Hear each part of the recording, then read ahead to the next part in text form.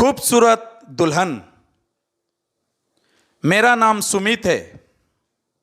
मैं हमेशा से ही शर्मीली स्वभाव का था। इस कारण कभी मैं लड़कियों से भी बात नहीं कर पाता था। लेकिन मैं यह भी सोचता था कि मेरे लिए कोई होगी जो मेरी जिंदगी में आएगी, मेरी बात सुनेगी। मैं उसी के इंतजार में था। लेकिन आजकल दिल या मन साफ हो उससे कोई फर्क नहीं पड़ता। आप दिखते कैसे हैं या आपके पास कितना धन है, सब कुछ उस पर ही निर्भर होता है। और मेरे पास दोनों ही नहीं थे। ना ही मैं दिखने में इतना अच्छा था और ना ही मेरे पास पैसे थे। मेरा रंग साफ नहीं था। मैं एक मिडिल क्लास फैमिली से हूं। पिताजी का स्वर्गवास तब हो गया था जब मैं 10 साल का था। मेरी बड़ी बहन और मेरी जिम्मेदारी मेरी मां पर आ गई थी। मेरी मां ने जैसे तैसे मुझे इस काबिल तो बना दिया कि मैं अच्छे से अपना जीवन चला सकूं। कर्ज लेकर मैंने अपनी बहन की शादी भी करवा दी। इन्हीं सब जिम्मेदारियों के चलते मेरी उम्र निकलती गई। मां को मेरी शादी की बहुत फिक्र रहती है। बहुत जगह से रिश्ते देखे लेकिन बात कुछ बनी नहीं।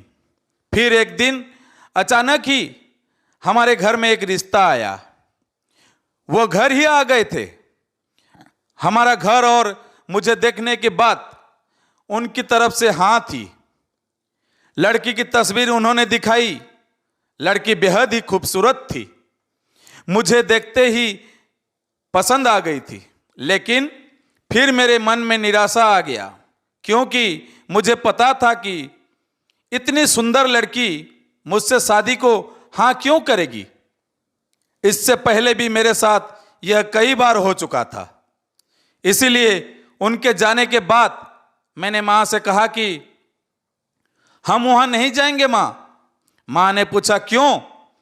मैंने कहा कि वहां जाकर समय खराब करने से क्या फायदा होगा, क्योंकि लड़की वैसे भी मुझसे देखते ही मना कर देगी।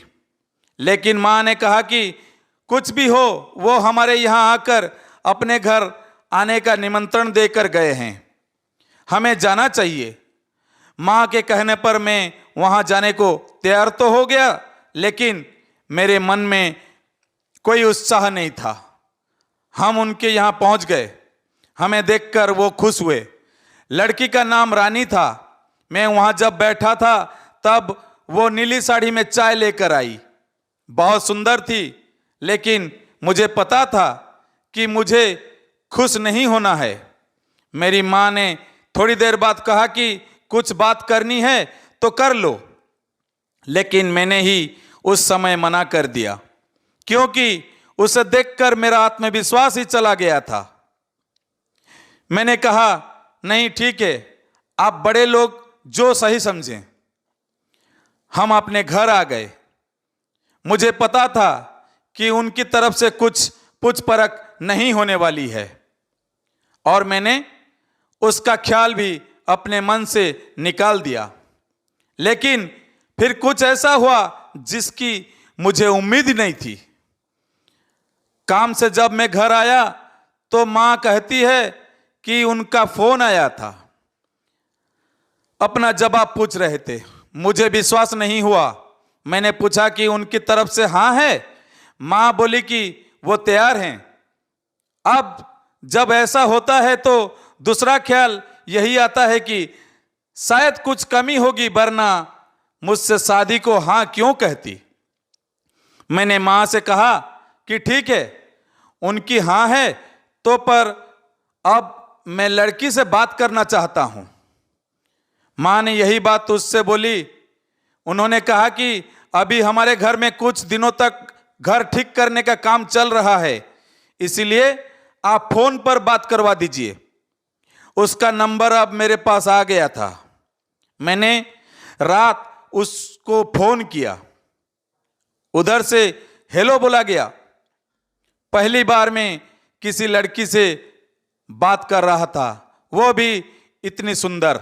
मैंने सबसे पहले एक ही सवाल पूछा कि आप मुझसे शादी को तैयार कैसे हो गए। वो कुछ देर चुप रही, कहा कि क्यों, आप ऐसा क्यों बोल रहे हैं। मैंने कहा कि मैं आपके मुकाबले कहाँ टिकता हूं। वो बोली कि मेरे लिए बाहर से ज्यादा भीतर की सुंदरता जरूरी है। मैंने कहा कि आपके और मेरे विचार तो मिलते हैं। वो बोली कि आप भी इसी बात में मानने वाले हैं। मैंने बोला हाँ। बस उस दिन से ही मैं हवा में उड़ने लगा। प्यार में कैसा होता है यह आज तक मैंने सिर्फ सुना ही था, लेकिन जब सच में मुझे प्यार हुआ तो मुझे पता चला कि प्यार एक अद्भुत एहसास है। मुझे सबसे ज्यादा उसकी आवाज से प्यार हो गया। हम लोग सिर्फ शाम को ही बात किया करते थे, वो भी सिर्फ 10 बजे तक। शादी के लिए तारीख पक्की हो गई थी।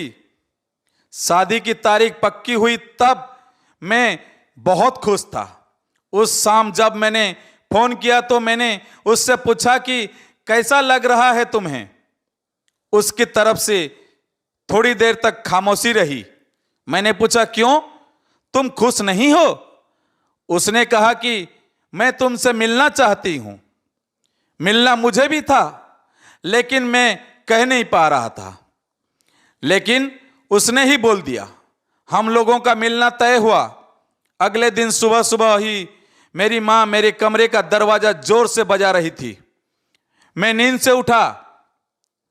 मेरी मां को हमारे किसी परिचित से उस लड़की का सच पता चला। उसे सुनने के बाद मुझे पता चला कि इतनी सुंदर होने के बावजूद उसने मुझसे शादी को हां क्यों कहा। आखिर वो मेरा फायदा उठाना चाह रही थी। मां ने उन्हें भला बुरा कहना शुरू कर दिया। उसी समय उन्होंने रिश्ता तोड़ने का मन बना लिया। मुझे आज उससे मिलना था। मैं सोच रहा था कि मां जो कह रही है वो कैसे सच हो सकता है। मैं उससे मिलने गया। एक रेस्टोरेंट में मिलना तय हुआ था। मैं वहां जल्दी पहुंच गया। बस यही सोच रहा था कि मां जो बोल रही है वो कैसे सच हो सकता है। कुछ देर बाद वो आई। उसके साथ में एक लड़की और आई थी। वो दोनों मेरे पास आकर बैठ गए। रानी की चेहरे पर एक डर था, घबराहट थी। मैंने उससे पूछा कैसी हो। उसने सिर्फ सर हिलाया। मैंने फिर पूछा कि मुझे क्यों बुलाया था। मेरे इस सवाल के बाद जो जवाब आया उससे मां को जो पता चला था वो सच ही निकला। जवाब रानी ने नहीं, उसके साथ आई उस लड़की ने दिया। और आवाज वही थी जिससे मुझे प्यार हो गया था। लड़की रानी की चचेरी बहन थी। वो बोली कि हमने आपसे एक बात छिपाई है। रानी बोल नहीं सकती। रानी की जगह मैं आपसे बात करती थी। रानी मेरे साथ बैठी रहती थी, लेकिन रानी चाहती थी कि शादी के पहले आपको सच्चाई का पता चल जाए जो उसके घर वालों ने छिपाई थी। यह आपको पर्दे में नहीं रखना चाहती थी। अब आपका जो भी फैसला हो वो रानी को मंजूर है। सभी ने अपनी बात बता दी। मां ने कह दिया कि शादी नहीं करेंगे। रानी ने मुझे सच्चाई बता दी और मुझे डाल दिया दुविधा में। मैं उसे अब धोखेबाज भी नहीं कह सकता था। वो सच बताने के लिए ही आई थी। उसकी आंखें मुझे बहुत कुछ कह रही थी। मैं उसे मना कैसे कर सकता था। मैंने उसका हाथ पकड़ा और कहा कि क्या तुम भी मानती हो कि बाहर से ज्यादा भीतर की सुंदरता जरूरी है। उसने हां में सर हिलाया। मेरी मां को मानना थोड़ा मुश्किल था, लेकिन मैं जानता था कि वो मान जाएगी। उनके घर वालों ने सच छिपाने के लिए माफी मांगी। रानी और मेरी शादी हो गई। बिना बोले भी वो बहुत कुछ बोलती है। प्यार में शब्द कहाँ जरूरी होते हैं, यह तो सिर्फ एक एहसास है। तो दोस्तों, मेरी ये प्यार भरी कहानी आप लोगों को कैसी लगी, कमेंट बॉक्स में जरूर बताइए। लाइक और सब्सक्राइब करना मत भूलिए। मैं आपका सबसे प्यारा दीपक इंडियन एंटरटेनमेंट, मेरा चैनल, उड़ीसा बरगढ़ जिला से और एक नई कहानी के साथ फिर आपसे मिलूंगा। धन्यवाद, नमस्कार।